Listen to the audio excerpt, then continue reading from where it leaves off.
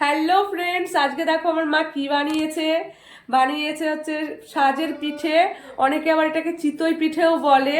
তো এই যে দেখো, এখনো তৈরি সব হয়নি, এখনো তৈরি হচ্ছে। আর কতগুলো ওই যে হাঁড়ির মধ্যে দুধ ফুটিয়েছে, ওর মধ্যেও কিছুটা দিয়ে দিয়েছে, আর এইগুলোকেও দেবে।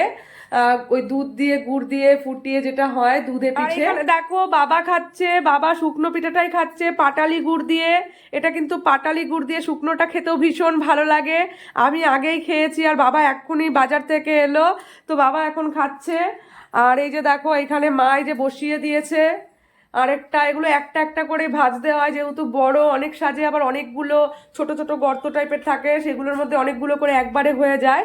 তবে আমাদের কিন্তু এটাই নিয়ম যে একটা করেই হবে, বড় হবে। তো যাই হোক, আমাদের এটাই তৈরি করছে। আর এই যে দেখো হাঁড়ির মধ্যে এই যে দিয়ে দিয়েছে, এই যে দিদিমাও খাচ্ছে পিঠে।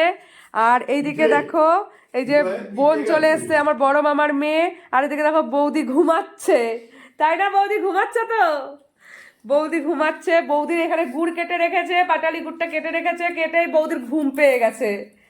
আর এই যে আমার বোনও খাচ্ছে। এই পিঠেটা কিন্তু আমার খুব ভালো লাগে খেতে। তো তোমাদের এই পিঠেটা কেমন লাগে খেতে একটু কমেন্ট করে জানিয়ে দিও। টাটা।